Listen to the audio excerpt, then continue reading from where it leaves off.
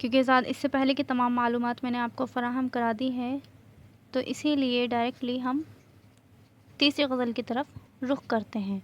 تیسری غزل کا پہلا شعر ہے: چمن میں صبح یہ کہتی تھی ہو کر چشم تر شبنم، بہار باغ تو یوں ہی رہی لیکن کدھر شبنم۔ تو شبنم کا میننگس میں آپ کو بتا دوں، یعنی مطلب آپ کو میں بتا دوں کہ شبنم اوس کی بوند کو کہا جاتا ہے جو رات بھر پیڑ کے پتوں پر، اگر آپ نے دیکھی ہوگی تو پیڑ کے پتوں پر وہ چھوٹی چھوٹی سی بوندیں نظر آتی ہیں، تو ان کو شبنم کہا جاتا ہے۔ تو جیسے جیسے صبح ہوتی ہے تو شبنم جو ہے یعنی اوس کی جو بوندیں ہیں وہ خشک ہو جاتی ہیں، ختم ہو جاتی ہیں، تو اوس کی بوند کی جو زندگی ہے وہ بہت کم ہی ہوتی ہے، تو اسی کا ذکر یہاں پر کر رہے ہیں، اور اس سے جو تشبیہ دی ہے انہوں نے انسانی زندگی کو دی ہے۔ تو کہہ رہے ہیں کہ انسان کا جو وجود ہے وہ ایک شبنم کی مانند ہے، یعنی ایک شبنم کی بوند کے مانند ہے۔ تشریح میں شاعر کہہ رہے ہیں کہ باغ میں صبح کے وقت شبنم رو رو کر یہ کہتی ہے کہ باغ کی بہار، یعنی باغ میں جو بہار ہے وہ تو یوں ہی جو کی تو قائم رہے گی، لیکن میرا وجود صبح ہوتے ہی ختم ہو جائے گا۔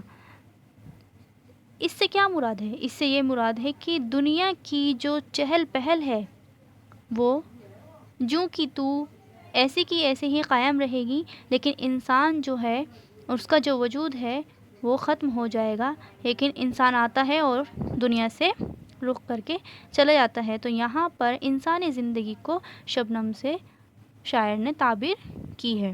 دوسرا شعر ہے: ہمیں تو باغ تجھ بن خانہ ماتم نظر آتا ہے، ادھر گل پھاڑتے تھے جیب روتی تھی ادھر شبنم۔ یہاں شاعر محبوب کی جدائی کے بعد کے حالاتوں کا ذکر کر رہے ہیں۔ کہہ رہے ہیں کہ مجھے محبوب کے جانے کے بعد جو ہے یہ باغ جو ہے کیسا نظر آتا ہے؟ ماتم سا نظر آتا ہے، یعنی محبوب کے جلوے کے بغیر باغ جو ہے وہ بے رونق نظر آتا ہے، اور اس کی جدائی میں پھول اور شبنم دونوں بے چین ہیں، یعنی بے چین ہیں، پریشان ہیں کہ باغ میں جو رونق تھی وہ میرے محبوب سے ہی تھی، اور محبوب کے چلے جانے کے بعد وہ رونق جو ہے ختم ہو جاتی ہے، اور اس کی جدائی سے جو ہیں شبنم بھی پریشان ہیں اور پھول بھی بے چین ہیں۔ تو یہ دوسرا شعر آپ کا۔ تیسرا شعر ہے: کرے ہیں کچھ سے کچھ تاثیر صحبت صاف طبع کی، ہوئی آتش سے گل کی بیٹھتے تھے رشک شرر شبنم۔ تو درد یہاں پر انسانی صحبتوں کا ذکر کر رہے ہیں کہ انسان جس بھی صحبت میں رہے گا، طبع یعنی صحبتوں میں رہے گا، اس پر اسی کا اثر ہوگا۔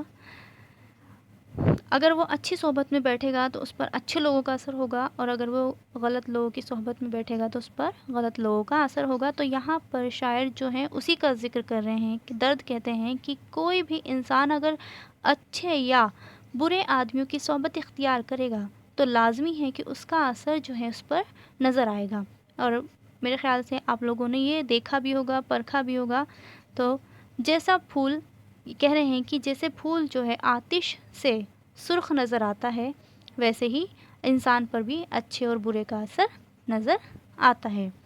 چوتھا شعر ہے: بھلا تک صبح ہوئے دو اسے بھی دیکھ لیویں گے، بھلا تک صبح ہونے دو اسے بھی دیکھ لیویں گے، کسی عاشق کے رونے سے نہیں رکھتی خبر شبنم۔ کہہ رہے ہیں کہ یہاں پر شاعر جو ہیں شبنم کی بے ثباتی کا ذکر کر رہے ہیں، کہ کہتے ہیں کہ کتنے افسوس کی بات ہے کہ اوس کو کسی عاشق کے دکھ درد کا خیال نہیں، حالانکہ اوس کی جو خود کی عارضی زندگی ہے، یعنی مختصر سی زندگی ہے، اسے خود معلوم نہیں کب وہ ختم ہو جائے، کب وہ فنا ہو جائے، تو اسی کی وجہ سے جو ہے وہ اپنے عاشق کی بھی خبر نہیں رکھتی ہے، نہیں رکھ پاتی ہے، اور عاشق جو ہے وہ اس پر مر مٹا رہتا ہے۔ کہنے کا مطلب یہ ہے کہ اوس کو کسی بھی عاشق کے دکھ درد کا خیال نہیں، حالانکہ اوس کی خود ایک عارضی زندگی ہے، صبح ہوتے ہی اس کا وجود ختم ہو جاتا ہے۔ یعنی شبنم اپنی بے ثباتی کا رونا ہی روتی رہتی ہے، لیکن اس کا فرق اس کی فراق میں اس کے عاشق پر کیا گزر رہی ہے، اس بات کا اسے اندازہ نہیں ہے۔ یعنی اس بات کا اسے بالکل بھی اندازہ نہیں ہے کہ اس کے فنا ہونے کے غم میں اس کے عاشق پر کیا گزر رہی ہے۔ شبنم صرف اپنا ہی رونا روتی رہتی ہے، اسے اپنے عاشق کی ذرا بھی پرواہ نہیں ہے۔ یہ تھا چوتھا شعر۔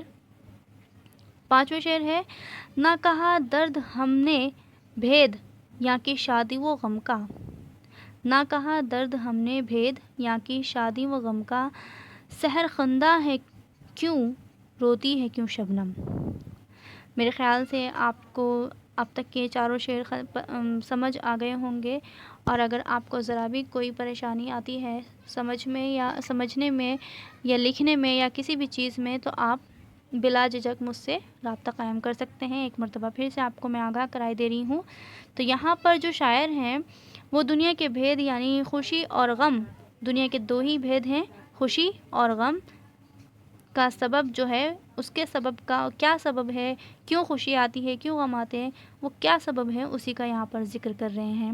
اور ایک بات میں آپ کو یہ اور کہہ دوں کہ اگر آپ کو میری لکھائی میں یا میرے رائٹنگ میں ذرا بھی کوئی دقت پریشانی آ رہی ہے تو اس کے بارے میں بھی آپ مجھے بتا سکتے ہیں۔ اس کے لیے اگر آپ کو دقت پریشانی نہ آئے، میں خود بخود آپ کو بول کر بتا رہی ہوں۔